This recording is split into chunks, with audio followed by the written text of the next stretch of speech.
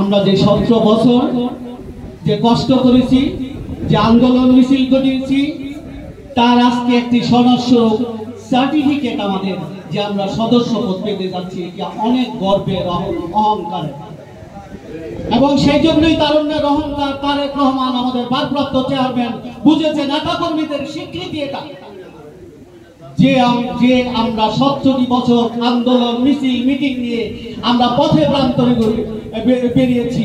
আমরা পুলিশের লাঠি গুলি টিয়ার গ্যাসকে অগ্রাহ্য করে এ দলকে সমুন্নত রেখেছি। তারই স্বীকৃতি স্বরূপ আজকে আমাদের সনদ বিতরণ অনুষ্ঠান। এবং আমি সবার কাছে একটি আবেদন এবং নেতা কর্মীদের কাছে একটি আবেদন রাখবো, যে ছেলেটি বা যে লোকটি, যে মেয়েটি, যে আমার মা বোন আন্দোলন মিছিল মিটিং এর সর্বাগ্রে ছিলেন, তাকে আপনারা প্রথম সর্বাগ্রে মূল্যায়ন করবেন।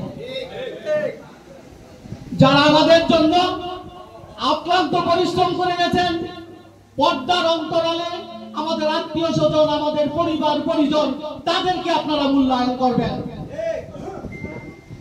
যারা আমাদের পিঠে ছুরিকাঘাত করতে চেয়েছে, যারা আমাদেরকে মিছিল মিটিং থেকে আমাদেরকে দূরে রাখতে চেয়েছে, তাদেরকে মনে রাখবেন। তারা যেন কোনোভাবেই এর মধ্যে ঢুকে না পড়ে। এই স্রোতের মধ্যে ঢুকে পড়লে সরীসৃপের মতো আপনি ভাসবেন, আপনি স্রোতের মধ্যে থাকবেন, সে আপনাকে সবল দিবেই। সুতরাং আওয়ামী দোসর এবং লেসপেন্সাররা যেন কোনোভাবেই এই প্রবাহে, এই চলমান স্রোতে ঢুকতে না পারে, সেদিকে আমার নেতা কর্মী এবং আমি সবার কাছে বিনীত অনুরোধ করব। আমরা জীবনের একটা যুগ, 1.5 যুগ সময়, 1 যুগ, আমরা বলি 1 যুগ, আর আমরা 1.5 যুগ কাটিয়েছি এই আন্দোলন মিছিল মিটিং এর পিছনে, এই দলকে প্রতিষ্ঠিত করার পিছনে। আপনারা সযত্নে এবং সাবধানে এই ফর্মগুলি ফিল আপ করবেন এবং দেখবেন, এবং দেশে একটি অস্থিতিশীল পরিস্থিতি তৈরি করার জন্য, একটি অসহনীয় পরিবেশ তৈরি করার জন্য, বিএনপিকে বদনামের ভারী করার জন্য, বিএনপিকে দোষারোপ করার জন্য একটি দেশীয় এবং আন্তর্জাতিক চক্র সদা সক্রিয়, এবং তার সর্বোৎকৃষ্ট উদাহরণ পুরান ঢাকা, যে গুন্ডি করেছে, যে মাস্টার মাইন্ড মাহি ছাত্রলীগের, তার পুরো পরিবার আওয়ামী লীগের, যার কারণে ব্যাপারটি কত বড় না হলে তারুণ্যের অহংকার তারেক রহমানও এ ব্যাপারে বক্তব্য দিয়েছে, এই ব্যাপারটিতে উনি ইন্টারফেয়ার করেছেন, কিন্তু মাহিকে আজও ধরে নাই। তাহলে কি হলো?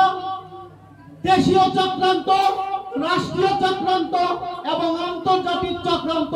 আওয়ামী লীগের এই দোষর কেমনে খুনের মাস্টার মাইন্ড হয়? সুতরাং এটা আন্তর্জাতিক চক্রান্ত।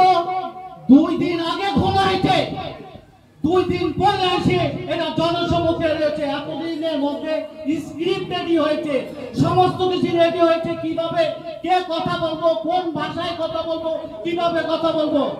সুতরাং সামনে খুব দুঃসময় এবং সযত্নে এবং আমাদেরকে হুঁশিয়ারির সাথে চলতে হবে। নেতা কর্মীদের কাছে কি বন্দর, কি নারায়ণগঞ্জ শহর, কি সারা বাংলাদেশ, আমার সবার কাছে একটু উদাত্ত, আমি নিজে সহ সাবধানে চলবো, সযত্নে নিজেকে আগলে রাখবো, আমার দলকে আগলে রাখবো, যেন কেউ বদনাম না দিতে পারে আমার দলের জন্য, কারণ আমার চেয়ে আমার দল বড়।